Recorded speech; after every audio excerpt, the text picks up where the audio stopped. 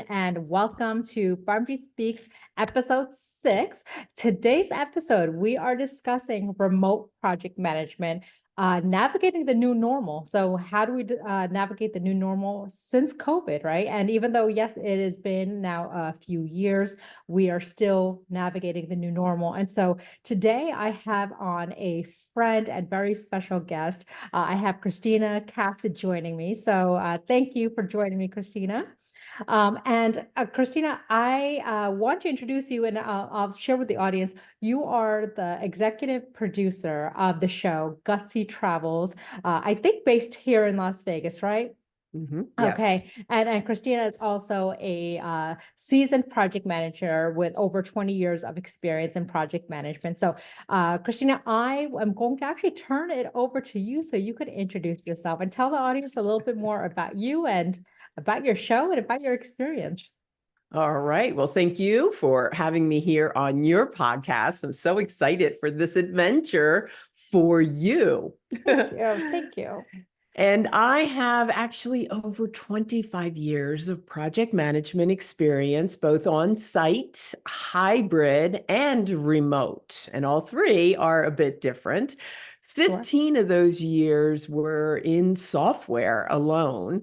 And then I've also worked in automotive corporate, biomedical engineering, and a few other industries, which I think is really valuable for us because when we learn from these different industries, we can use that to take to our next gig or next job because we learn there's different perspectives, etc. Yeah. And along with project management, there are times when we want to do other things in addition. And Yeah. so, yes, that's where the Gutsy Travel show came. I was traveling so much that and meeting people that Yeah. I found to be gutsy and I love their stories. So it was like, well, why don't I start a show? So I did. It was totally DIY. And I brought in the right people who had the different skill sets, project managed it, Yeah. in my blood. And we were able to do full season 1 with 12 episodes. Season 2 is a work in progress right now. And the whole mission was as I travel and meet cool people that have gutsy stories that would tell their stories in front of a camera, because not everyone said yes because they were Yeah. afraid of the camera. Sure. Um, Yeah. but this way we can inspire others to be gutsy, to be assertive, to get out of bad situations, to follow their dreams, etc. So even though still doing project management, also was Yeah. putting on this show as the producer and the host. And that kind of led me to Uh-huh. what I just got back from. I was in LA last week for a full week. And as you know, this was something that I started back in November, right around Thanksgiving. Hmm. And it was the International Modeling and Talent Association biannual competition for models, which I did a little of for it was a cool experience. I didn't know that. And Okay. talent. Yes, yes. And talent. And the talent included acting, Uh-huh. hosting, which is part of what you're doing right now and what I do. Yeah. Yeah. Also, singer, songwriter, and dance. That's the talent side of it. And it was so much fun just for the experience. I was being gutsy Yeah. to Yeah. go for this. It was rather expensive, so it was an investment, but Yeah. it was an experience of a lifetime. And I was able to share updates, pictures, videos with my inner circle, my community. And it was a lot of fun and got a lot of great feedback from it. So just because we're doing project management, doing other things helps us to be more interesting and more satisfied in life. Because as you know, project management can take up all of our brain cells, whether we are at work or not, because we're thinking about people, relationships. Oh my gosh, I forgot something. Got to get that into the project plan, Yep, yep. etc. Yeah, no, absolutely. I mean, I'm so glad you mentioned that. So you said a little while ago that you project managed, right? Because you had this idea for a show. So firstly, if I were to use an adjective to describe you, gutsy would definitely be it. So perfect name for the show.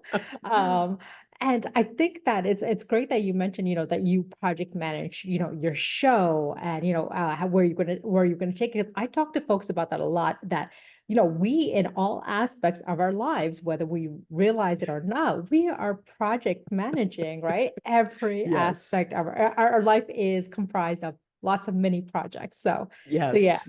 So I definitely wanted to talk to you about, so like you said, right, you have experience with in-person project management. You also have experience with remote project management. And so since we've made this switch, right? So since COVID, a lot of folks have made the switch to remote project management. What adjustments like have you seen, do you feel have been necessary for folks to make that switch from in person to now being completely remote in a lot of situations? Sure. The first one is getting more comfortable with technology, Yeah. period. End of story. And even I had to. I've been working hybrid, if not Mm-hmm. remote, since about 2005, Okay. because I was working in a software company where 50% of the employees were remote, like 100% remote. Well, 95% remote, because the company would bring everyone together once or twice a year, bring everyone together for like a big meeting, big convention. Mm-hmm. Um, and so there was different technology then. We didn't have Zoom back then. And then with COVID, then Zoom, GoToMeetings, and more became the norm. And not everyone wanted to adjust and to learn that technology. So that was number one. We Yeah. all had to learn more technology, get comfortable with it. And for those of us facilitating meetings, we have to be even more comfortable with it, because there is so much in Zoom, in GoTo, meetings, webinar, MS Teams that you can use, like Whiteboard, Mm-hmm. chat box quite a bit. And there's other tools as well that I have really enjoyed learning and using. And I think we'll talk about that a little bit later, right? Yeah, yeah, absolutely, absolutely. Because Okay. we're definitely going to touch on that. And so you bring up another interesting point. So you just said, right, you were remote, you've been remote since 2004, right? Oh, Five-ish. 2005. Okay. Mm-hmm. So I also, for most of my career, I've also been remote, right? So as a project manager, a lot of us are able to be remote. And I think that has been the experience for a lot of project managers. And so I think the shift is, at least this is in my opinion, I think the shift is less for project managers. Yes, the project managers have to learn how to shift to a remote environment if they haven't been fully remote in the past. But I think the shift is also on the company side, because I think a lot of companies are not used to not having employees in the office. They're not used to employees, working from home. And so I know, so this question just came to mind as I'm thinking about it. I know there's maybe some distrust there. I think a lot of companies maybe aren't comfortable with having folks remote. So what would you like if you were to give advice to, because I know you've worked with a lot of businesses also, right? So what advice would you give to leaders and management who now have to navigate having their employees being remote or even Mm-hmm. hybrid? Mm-hmm. Well, there's some assessments that I think need to be done first. Is how have the people worked through COVID? And this has to be an honest assessment of Yeah. thinking about each person. Were they accountable? Were Uh-huh. they on time to meetings and such deadlines? Did they complete things with quality Yeah. and on time? And who likes to work from home as well, because we got our introverts and our extroverts. And a lot of the extroverts were missing the office. The Yeah. introverts were loving being at home. And this is a generality. This is not across the board, but in Right. general. And so for companies to take a look at how the productivity and effectiveness was during COVID. And then from there, different departments, divisions, groups, teams have a choice, allow that choice if possible. Right. Whereas for those that are more effective working remote, they have the choice to stay remote.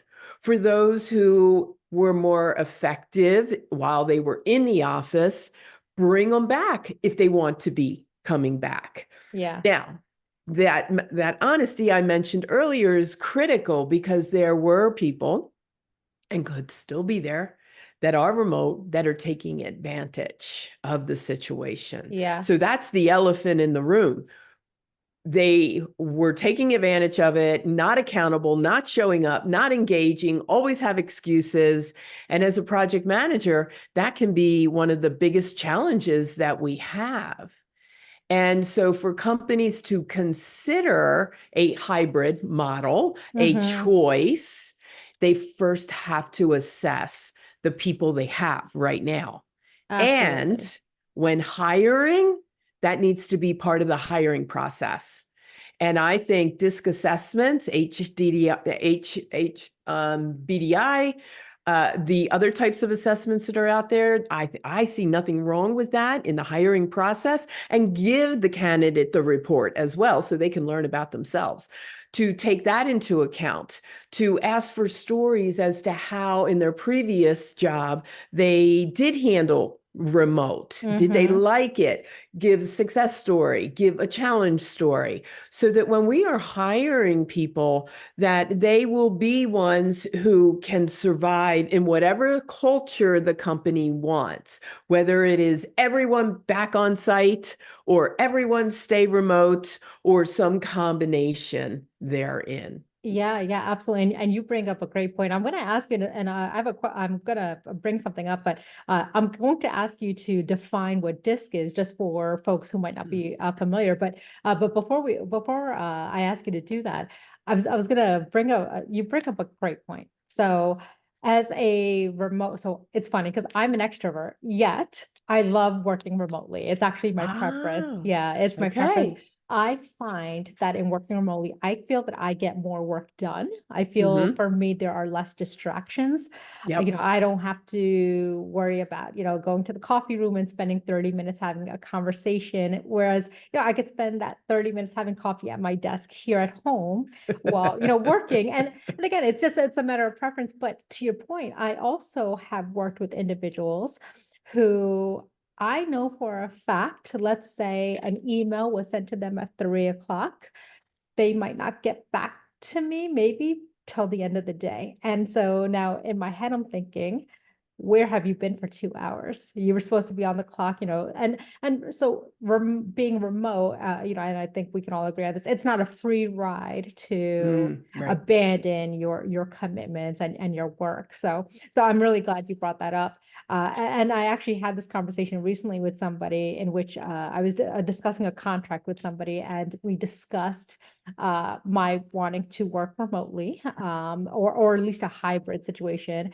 And this individual said to me, and rightly so, as long as when I send you an email, I'm not waiting hours for it to be responded to. And I understood exactly what he was talking about, because again, I'd experienced that with an employee. So completely understand the uh, management's maybe Mm-hmm. hesitancy. But I agree that there's some steps that need to be taken, conversations that need to be had beforehand to ensure that that is not happening. So all that said, yeah, sorry, you're about to say something. Yeah, and that is up to management to be Yeah. very clear in the expectations. Yeah. So when I'm doing trainings and team building workshops, I'm very clear about having a chart Mm-hmm. of expectations.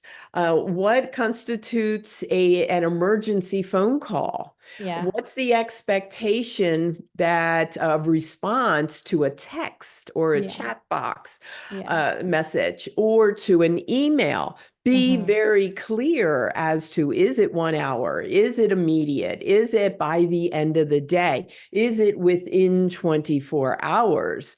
That is management's job to be very, very clear in those expectations. Yeah. And something else, COVID was actually an opportunity for people to shine, for those to be very accountable and responsive. Yeah. And for those that didn't, those that, like you had said earlier, took advantage of it, Mm-hmm. did not respond. Maybe they were working, maybe they were not working.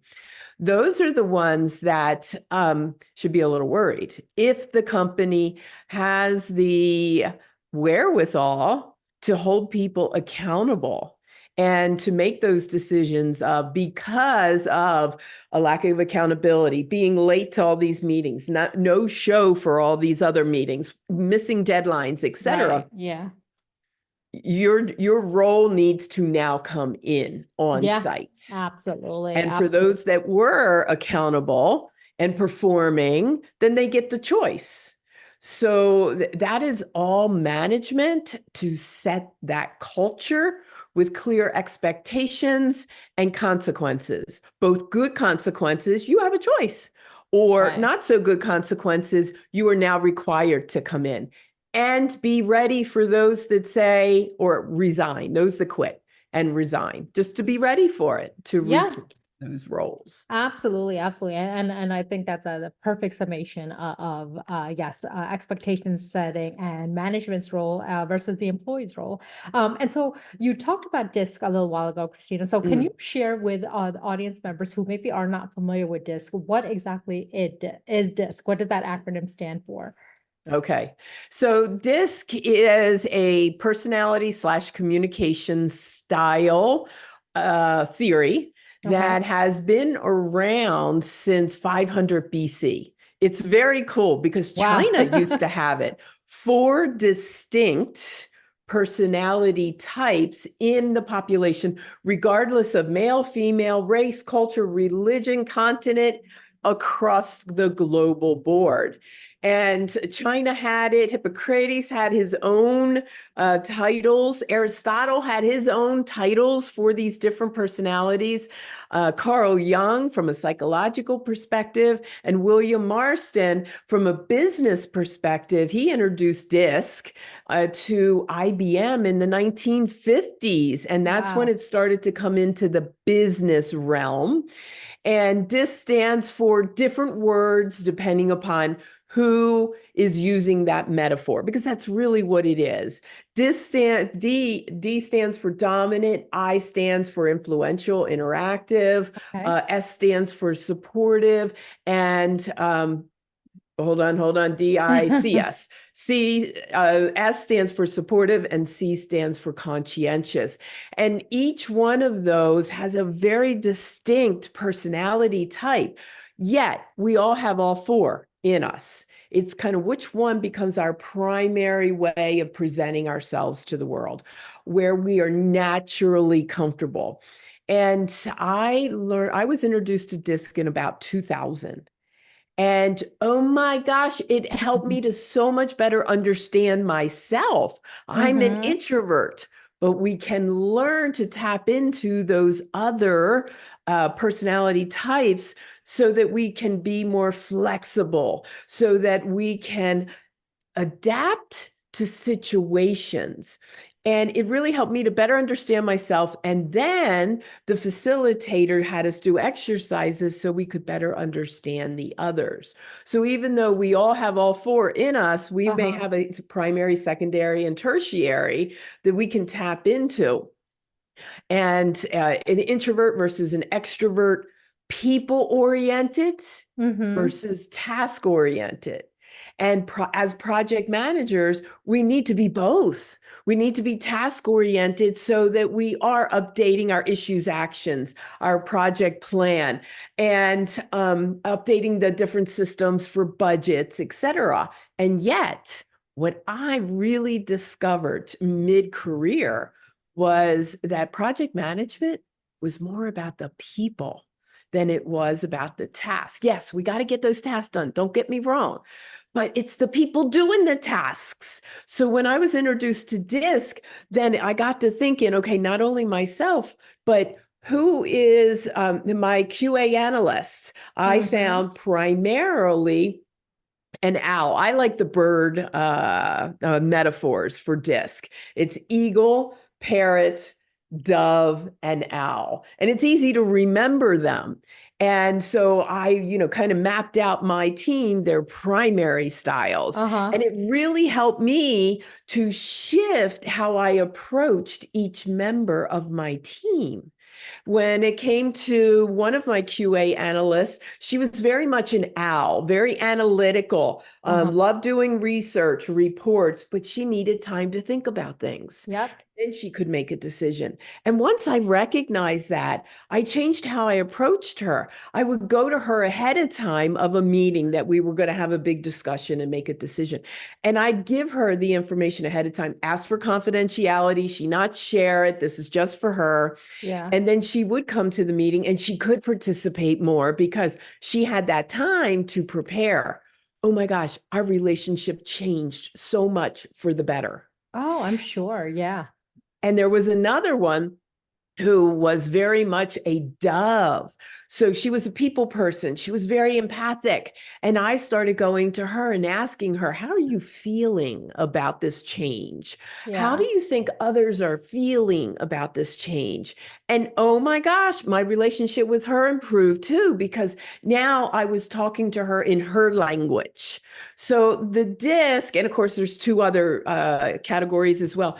It really helped me to better understand myself, but to work with others, speaking their language and relating to them. So my one-on-ones with people became more rich. Yeah. And I was connecting with them so much better. So when I needed updates, when I needed them to try something that they really didn't want to do, because I built that relationship with them as a project manager, they were more open to trying it. Okay, I'll do it for you, but only because it's you. And then the project could continue on or do whatever we needed to do. So the DISC to me really changed how I looked at things, how I interacted with people, so much so that I got certified in doing Wow. the assessments and the trainings because it gave me more knowledge and stories and examples. And Yeah. now I even do full day trainings on it and facilitate the assessments because I can see the value and how we can better interact with each other, whether we're in person or we're online. Yeah, yeah, absolutely. And I also, love, Christina, that you mentioned that not each, so there, an individual can have characteristics of each of those Yes. four, right? And so, Yes. because as I think about myself, so I'm an extrovert, or so I hear, yet I'm very analytical. So if somebody asks me a question, so what is, how when you go to those sometimes you go to a place where they have those quizzes. What is that? And I can't think of the term right now, where they're asking a pop quiz of, different audience members, and it's and I can't remember the term, but and then you're expected to give an answer, or it'll like kind of like Jeopardy. You're expected to Cahoots is one of yes, yes, yeah. the applications Okay. out there. Mentimeter's another one. Okay, so that I'm not good at. If somebody asks me a question, I can't just shout off an answer. I can't give an immediate You response want to think because, about it. right, because even though I'm an extrovert, I've been Mhm. told I'm an extrovert, I am very analytical. I need to sit there, absorb the question, really think about the question before I give a response. And so, yeah, but so I'm glad that you mentioned that. And so that kind of brings me to my next point. So you talked a lot about being people centric, right? Mm. And project management really is about the people. And again, I also cannot stress that enough. And I'm so glad that you mentioned that. So, what strategies do you think, Christina, that project managers, can employ to ensure that their team members are staying engaged, to ensuring that they're motivated, that they're productive? Because I think a lot of times we're just going with the flow. We're going through the motions, right? Like you said, we're doing our project plans, we're doing our risk assessments, we're going through the motions, but I feel sometimes we don't necessarily check in with Mm. our people enough to just ensuring that they are staying motivated, engaged, etc. Yeah.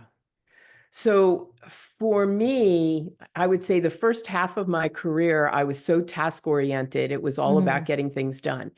And then I recognized the value of the people. And with that, being remote, it is more work, but it's more rewards Hmm. when we are reaching out to our people. Some don't want to be reached out every day, others may. Yeah. I feel remote wise, and in general, but remote wise, it's just more accentuated.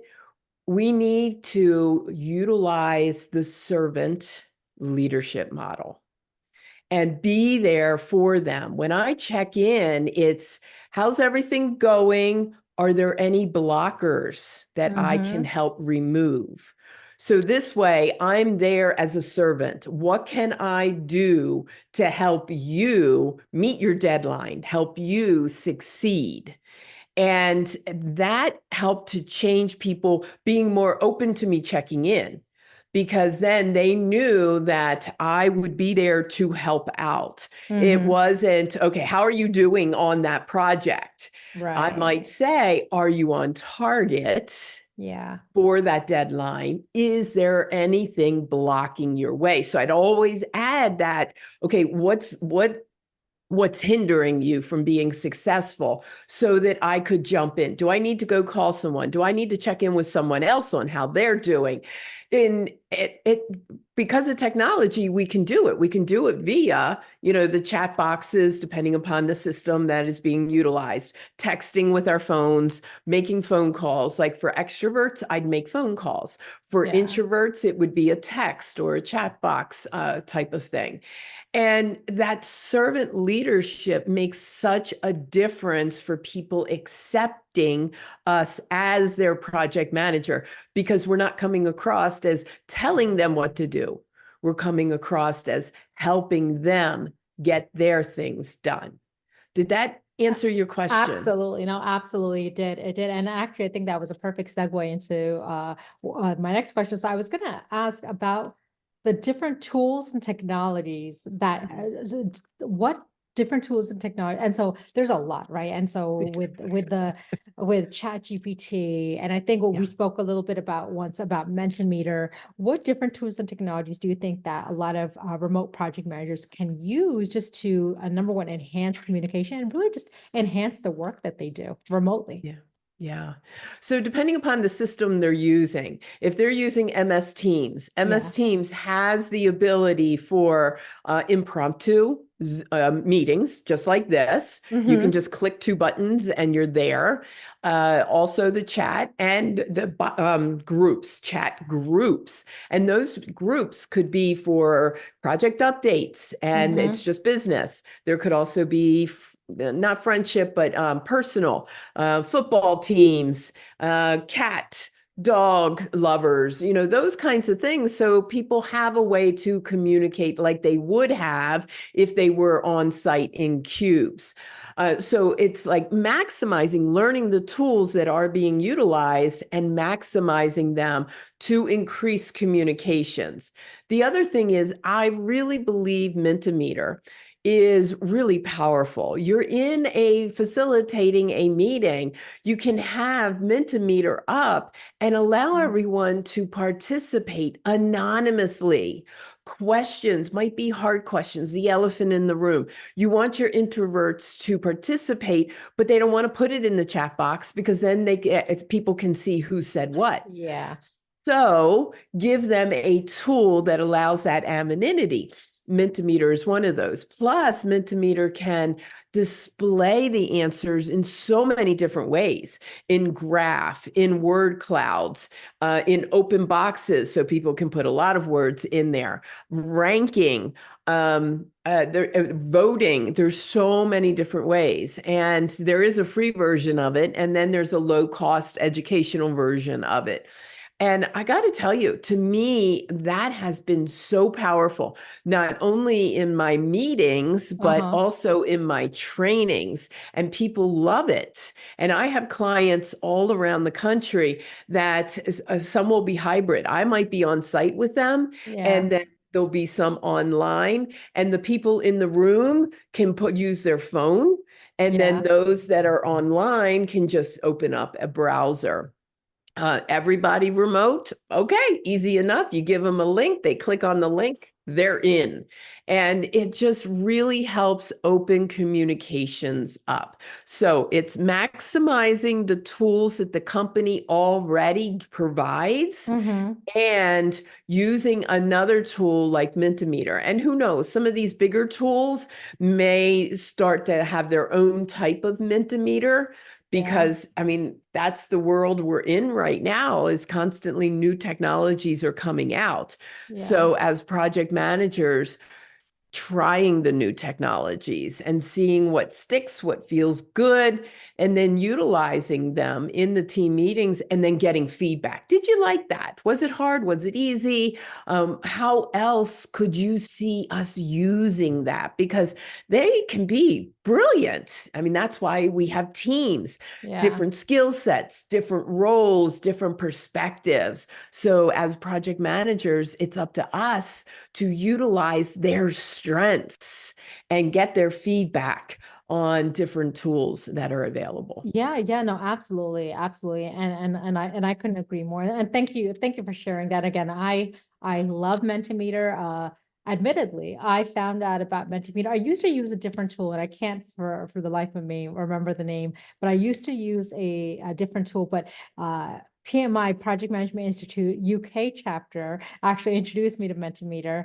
And ever since I thought, oh my gosh, where has this been all my life? It is such a great tool. It is such a great tool. So I recognize, Christine, I know we're coming to the very end of our segment, and I know there's still a lot of questions I wanted to ask, but I will ask this question because I really want to get your opinion on this. So as a remote worker, something that I've utilized a lot, which everyone has access to, is my camera.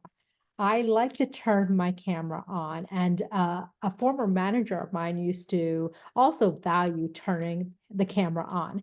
And I get it, not everyone is comfortable turning their camera on. Maybe they're at home, they're in their pajamas, they haven't washed their face yet. Everyone's working from home, and folks, for a myriad of reasons, do not always want to turn their camera on. To your point that you made earlier, maybe they're introverts and they don't like being on camera, but for me, I've found I connect better with my audience or with my team when my camera is turned on. And then it also allows them to see my facial expressions and kind of read my face. So what's your opinion on having your camera on versus not having your camera on, specifically in a remote environment? So mine is like yours. I believe the camera should be on. Mhm. That said, it's a cultural thing. Yeah, So when I'm doing trainings, when I'm facilitating meetings, I want everyone's camera on. Yet I do understand that some people are on meetings back to back to back to back. I get it. And there is such a thing as Zoom fatigue, whether you're on yeah, MS Teams or Zoom. I totally get it. So some cultures, because of all those meetings, they may allow people to not be on camera. yeah. I don't particularly like that because I think we need to see each other. If we were in the office on site, we would not be putting a brown paper bag over our head. Can you imagine? So, we're in meetings, it's Yeah, business, yeah, be on camera. And really, people can be in their pajamas in the lower half. It's Yeah. just the upper half. And there have been times when I was like running late for a meeting and I still have my PJ on. So what did I do? I threw on a scarf. Yeah. Nobody knew the difference, but I was on camera. Yeah. And one of the things about being on camera or working remote is some people don't wash their face, do their hair, etc. But that should, to me, that should be part of our routine to get ready for the day, whatever this is going to look like, so that you're ready to be professional Yeah. Yeah. and work. Yeah. So, different strokes for different folks, different cultures based on what the management wants. It could be a choice, and for those that say yes, cameras need to be on, warn everyone. Put it into the meeting invite. Please be camera ready. This way, no one has an excuse for not being camera I ready. think that is so important. I hadn't thought about that. That is so important. And you're right. You can be, if you're not dressed, you can be professional on top, and on the bottom, you could be dressed however. As a matter of fact, I have my Chucky slippers on. I had them on the bottom. I love So it. yeah. So so yeah, yeah. No, thank That's you for funny. pointing that out. Okay, well, so Christina, so I'm sorry that we ran out of time, and I know we had a lot of other questions, and maybe we will have a follow-up question, follow-up session, because again, I loved having you on, and I just think that you are so unique, again, in the work that you do, in not just the project management work that you've done, but the work that you do with your show, Gutsy Travels. So definitely, super enjoyed having you on, and I just Thank want to you. thank you for this. A truly Thank a you for pleasure. having me on. This was Absolutely. fun. I really enjoyed it. Absolutely. All right. Well, I hope you have an amazing remainder of the day. And everyone, again, if you have an idea for a future show, if you're listening in, feel free to message me either on LinkedIn or connect with me at Parmjit underscore speaks on Instagram, and let's connect. Thank you again, Christina. Thank you. Okay.